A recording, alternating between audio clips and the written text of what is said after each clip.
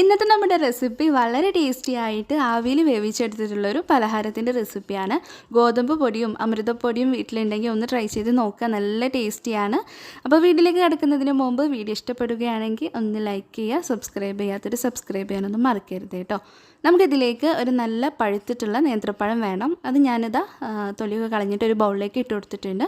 ഇത് നമുക്ക് നന്നായിട്ട് അങ്ങ് ഉടച്ചിട്ടെടുക്കാം. ഒരു സ്പൂൺ കൊണ്ടോ ഫോർക്ക് കൊണ്ടോ നന്നായിട്ട് ഇതുപോലെ അങ്ങ് ഉടച്ചിട്ടെടുക്കാം. ഇനി ഇതിലേക്ക് നമുക്ക് 1/2 കപ്പ് ചിരകിയ തേങ്ങ ഇട്ട് കൊടുക്കണം. അതോടൊപ്പം തന്നെ നമുക്ക് മധുരം എത്രത്തോളം വേണം അതിനനുസരിച്ച് ശർക്കര ചേർത്ത് കൊടുക്കാം. ഞാനിവിടെ 1 കപ്പ് ചേർത്ത് കൊടുത്തിട്ടുണ്ട്. ഇതിലേക്ക് ഇനി 3/4 കപ്പ് ഗോതമ്പ് പൊടി ചേർക്കാം. അതോടൊപ്പം തന്നെ അമൃതപ്പൊടി 1/2 കപ്പ് ചേർക്കുന്നുണ്ട്.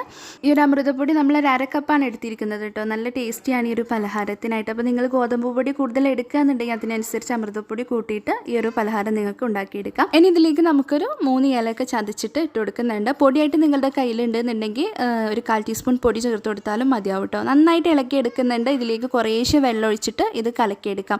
അധികം ലൂസാക്കി കലക്കിയെടുക്കരുത്. ഞാനിപ്പോൾ 1/2 കപ്പ് വെള്ളമാണ് എടുത്തിരിക്കുന്നത്. അത് കുറേശ്ശെ അങ്ങ് ഒഴിച്ചു കൊടുത്തിട്ട് നമുക്ക് നോക്കണം. ഇനി വെള്ളത്തിൻ്റെ അളവ് നിങ്ങൾക്ക് കൂടി പോകുകയെന്നുണ്ടെങ്കിൽ കുറച്ച് അമൃതപ്പൊടിയും കുറച്ച് ഗോതമ്പ് പൊടിയും ഒക്കെ ഇട്ടിട്ടൊന്ന് മിക്സ് ചെയ്ത് അഡ്ജസ്റ്റ് ചെയ്തെടുത്താലും മതിയാവും. ഇതാ ഈ ഒരു പരുവാണ് നമുക്ക് നമ്മുടെ മാവിന് വേണ്ടത് കേട്ടോ. ഇനി നമുക്കിത് ഉണ്ടാക്കുന്നത് നോക്കാം. അതിനായിട്ട് ഞാനിവിടെ കുറച്ച് വാഴയില ഇതുപോലെ കട്ട് ചെയ്തിട്ട് എടുത്തിട്ടുണ്ട്. ഒരു റെക്റ്റാങ്കിൾ ഷേപ്പിലങ്ങ് കട്ട് ചെയ്തിട്ട് എടുത്തിട്ടുണ്ട്. ഇതിലേക്ക് നമുക്ക് കുറച്ച് ഓയിലോ അല്ലെങ്കിൽ നെയ്യോ ഒന്ന് നന്നായിട്ടൊന്ന് ബ്രഷ് ചെയ്ത് കൊടുക്കണം. ഇത് വേവിച്ചെടുത്ത് പെട്ടെന്ന് കിട്ടാൻ വേണ്ടിയിട്ടാണ്. ഇതിൻ്റെ ആവശ്യമില്ല എങ്കിലും നമുക്ക് ആ ഒരു നെയ്യിൻ്റെ ടേസ്റ്റ് കിട്ടണമെന്നുണ്ടെങ്കിൽ ഇങ്ങനെ ചെയ്താൽ മതിയാവും. അതിനുശേഷം നമ്മൾ നേരത്തെ കലക്കി വെച്ചിട്ടുള്ള നമ്മുടെ മാവുണ്ടല്ലോ, അത് ഇതുപോലെ ഈ ഒരു സൈഡിൽ നീളത്തിൽ ഇങ്ങനെ ഇട്ട് കൊടുക്കുന്നുണ്ട്. എന്നിട്ട് പതുക്കെ ഇത് വാഴയില മുറിഞ്ഞു പോകാതെ ഇതുപോലെ അങ്ങ് മടക്കി കൊടുക്കുക കേട്ടോ.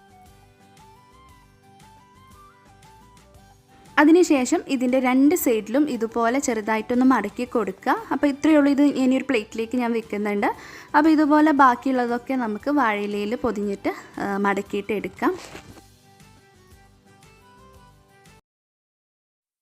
ഇനി ഇത് ചെയ്യേണ്ടത് ആവിയിൽ വേവിച്ചെടുക്കുക എന്നുള്ളതാണ്. അപ്പോൾ ഞാൻ എല്ലാതും ഉണ്ടാക്കിയിട്ട് സ്റ്റീമറിലേക്ക് വെച്ചിട്ടുണ്ട്. അടച്ച് വെച്ചിട്ട് നമുക്ക് ഒരു 20 മിനിറ്റ് വേവിച്ചെടുത്താൽ മതിയാവും. അപ്പോഴേക്കും നമ്മുടെ പലഹാരം റെഡിയായി കിട്ടിക്കോളും. അപ്പോൾ ഇതാ വാഴയിലിൻ്റെ കളറൊക്കെ നന്നായിട്ട് ചേഞ്ച് ആയിട്ടുണ്ട്. ഞാനിത് പുറത്തേക്ക് എടുത്ത് അല്പം ഒന്ന് ചൂടാറിയതിന് ശേഷമാണ് തുറക്കുന്നത്. അപ്പോൾ ഇത് തുറക്കുമ്പോൾ തന്നെ നല്ല സ്മെല്ലാണ്. വാഴയിലിൻ്റെയും അതുപോലെ തന്നെ ഈ ഒരു പലഹാരത്തിൻ്റെയൊക്കെ നല്ല അടിപൊളി സ്മെല്ലാണ് കേട്ടോ. അതോടൊപ്പം തന്നെ ഇത് കഴിക്കാനായിട്ട് നല്ല ടേസ്റ്റിയാണ്. ഈ അമൃതപ്പൊടിയൊക്കെ വീട്ടിൽ ഇരിപ്പുണ്ടെന്നുണ്ടെങ്കിൽ ഒന്ന് ട്രൈ ചെയ്ത് നോക്കുക കേട്ടോ. അപ്പോൾ ഇതിലേക്ക് നിങ്ങൾക്ക് പൊടിയുടെ അളവൊക്കെ കൂട്ടിയെടുക്കുകയെന്നുണ്ടെങ്കിൽ നേന്ത്രപ്പഴം 1 or 2 ഒക്കെ അധികം ചേർത്ത് കൊടുക്കാവുന്നതാണ്. നല്ല ടേസ്റ്റിയാണ്. കട്ടൻ ചായൻ്റെ കൂടെയൊക്കെ കഴിക്കാവുന്നതാണ്. എണ്ണ പലഹാരം ഇഷ്ടമില്ലാത്തവർക്കൊക്കെ ഒന്ന് ട്രൈ ചെയ്ത് നോക്കാം. അപ്പോൾ ഇന്നത്തെ വീഡിയോ നിങ്ങൾക്ക് ഇഷ്ടമായി എന്ന് വിചാരിക്കുന്നുണ്ട്. വീഡിയോ ഇഷ്ടപ്പെട്ടിട്ടുണ്ടെങ്കിൽ ലൈക്ക് ചെയ്യാനും നമ്മുടെ ചാനൽ ആദ്യമായിട്ട് കാണുന്നവരാരെങ്കിലും ഉണ്ടെങ്കിൽ പ്ലീസ് ഒന്ന് സബ്സ്ക്രൈബ് ചെയ്യാനും മറക്കരുത് കേട്ടോ. വീണ്ടും നല്ലൊരു റെസിപ്പി ആയിട്ട് കാണാം.